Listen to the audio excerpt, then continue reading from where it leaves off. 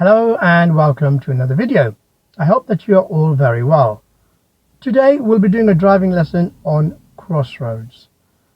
However, before I get started, I just want to say a big thank you to all our current subscribers, because without you guys, this video today would not be possible. If you're watching this channel and you're not a subscriber, well, hit that subscribe button right now so that you do not miss out on our future videos. Let's talk about crossroads. Let us start with the basics and ask ourselves, what are crossroads? Crossroads is a junction where two roads meet up together to form a cross. There are three different types of crossroads. Firstly, we've got the crossroads which are controlled by road markings. Secondly, we have the crossroads which are controlled by traffic lights. And finally, we have the uncontrolled crossroads. So there are no traffic lights and no road markings either. Now, before we can deal with any crossroad, no matter what type of crossroad it is, before we can deal with it, we must be able to identify it. Occasionally, on approach to a crossroad, we will get this sign. So it's a red triangle, meaning it's a warning sign with the cross in it.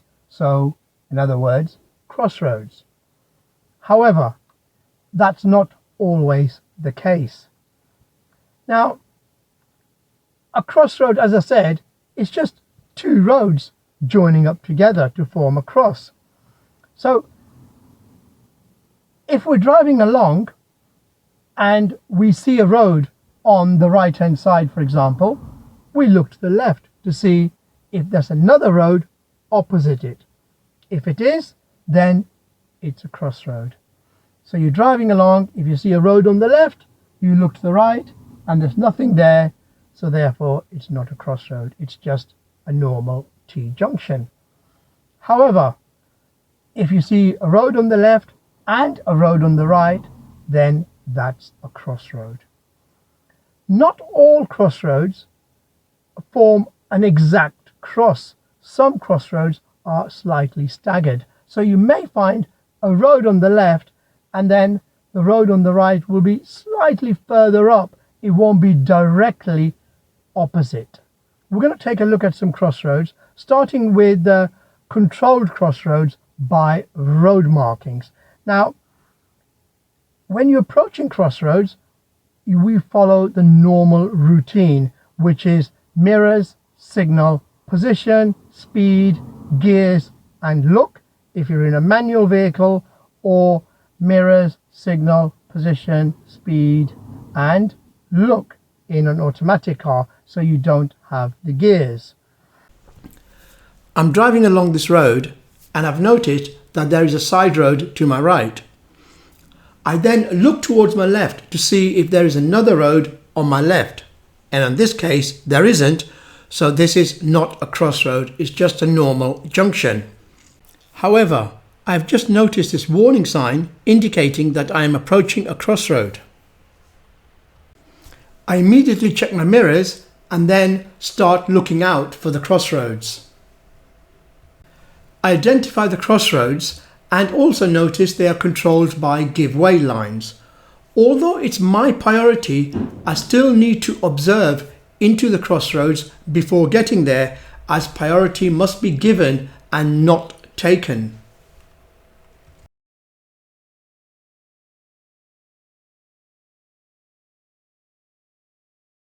Well, that seemed to be straightforward. All we really had to do was to focus on the observations. Now, that is the key. Observations is the key to successfully doing crossroads. It doesn't matter which direction that we are traveling in. Next, we're going to take a look at turning left at the crossroads from the same direction. Now, as I said, a crossroads is just an extra road. So it'll be the same thing as us turning left from a main road into the minor road, but with added observations. So we're planning to turn left at the crossroads. In other words, we're planning to take the next road on our left. If the road on our right did not exist and we were simply turning left, we need to make two observations. Firstly, we need to look into the road that we're turning into, just in case there's parked vehicles or oncoming vehicles on our side of the road. Secondly, we need to look ahead. So if there is traffic coming towards us, is that going to affect us? Well, if the traffic is coming straight, then it will not affect us and we can carry on turning left. However, if the traffic that's coming towards us is also planning to turn into the same road that we're turning into, in other words, they are turning to their right, then we have to be cautious. Even though we have priority over them, bear in mind, priority must always be given and not taken. As a general rule, traffic going straight always has first priority. Traffic turning left has second priority. Traffic turning right has last priority, and this rule applies everywhere except at roundabouts. Now, because we do have this road on our right, and this is a set of crossroads, we have additional observations to make, and that is towards the right. Although there are road markings indicating that the traffic on our sides must give us way, bear in mind, once again, priority needs to be given and not taken.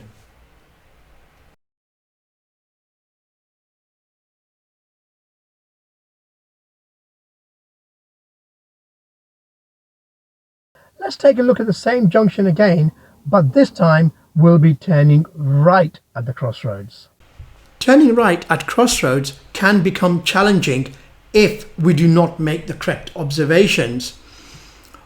The most important observations here is we look ahead for the oncoming vehicles. We must not force the oncoming vehicles to slow down, swerve, or to stop, as they have priority. The traffic coming straight has first priority.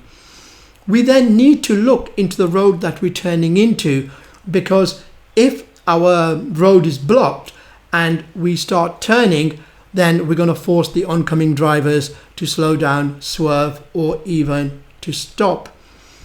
And as it's a crossroads, we also need to be aware of the road on the left as well.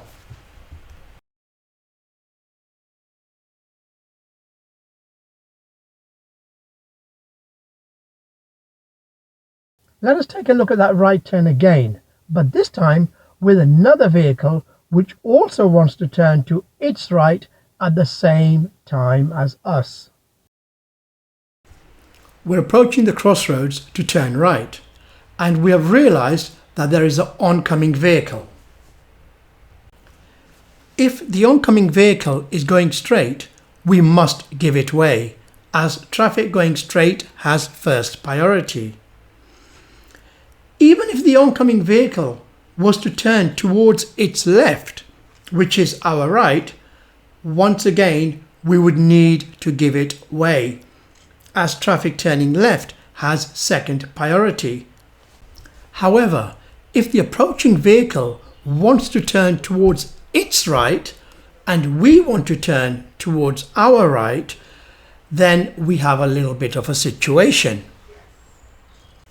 The safest way of proceeding would be for us to go behind the driver and the driver to go behind us. This is known as offside to offside. The advantage of the offside to offside technique is that we have an excellent view of the approaching traffic.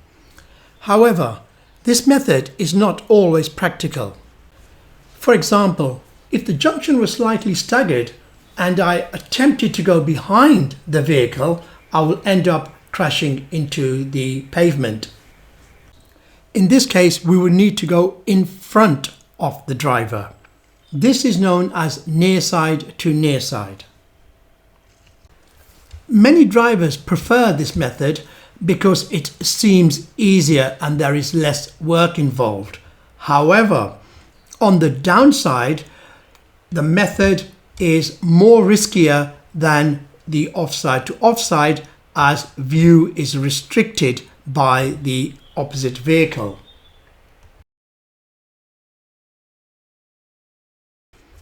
When approaching crossroads from a minor road, it is better to treat it as a T-junction. However, rather than just look right, left and right again, you need to look right, ahead, left, ahead and then right again.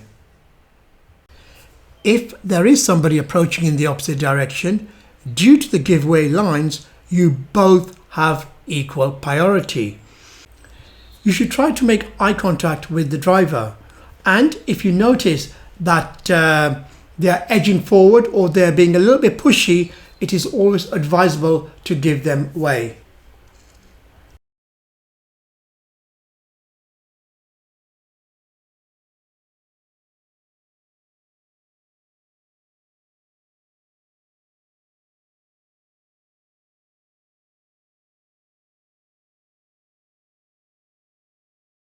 So we've had a look at crossroads which are controlled by road markings.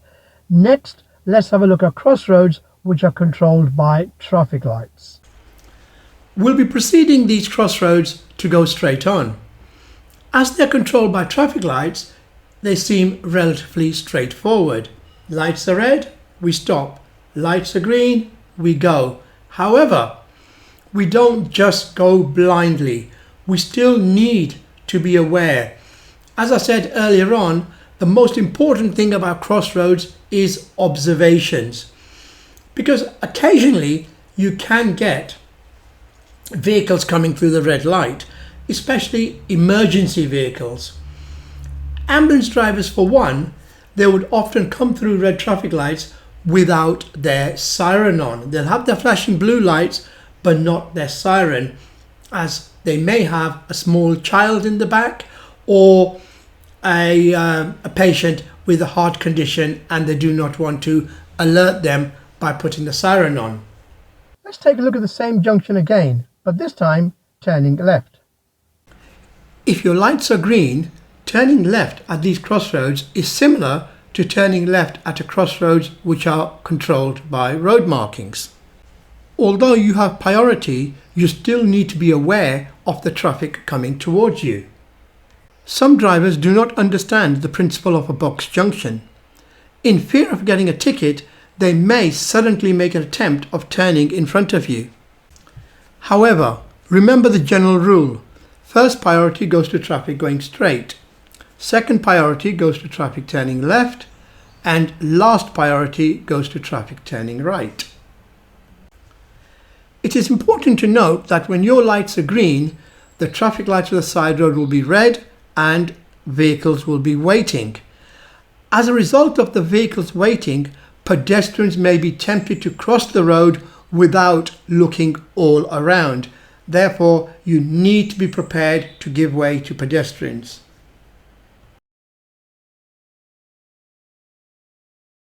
Let's move on to turning right at the crossroads, which are controlled by traffic lights. Turning right at crossroads which are controlled by traffic lights is similar to crossroads which are controlled by road markings. However, it is important to remember that regardless of the colour of the lights, we should always keep the pedestrian area clear. Similar to crossroads which are controlled by road markings, we must give priority to oncoming vehicles, regardless of whether they're going straight or whether they are turning towards their left. Traffic turning right has last priority. Crossroads which are controlled by traffic lights may or may not have a yellow box junction. The presence of a box junction makes no difference at all to the way that you deal with the crossroads. We should always leave the junction clear, regardless of whether there is a box junction or not. The only difference with a crossroads with a box junction is that it is enforceable by a fine.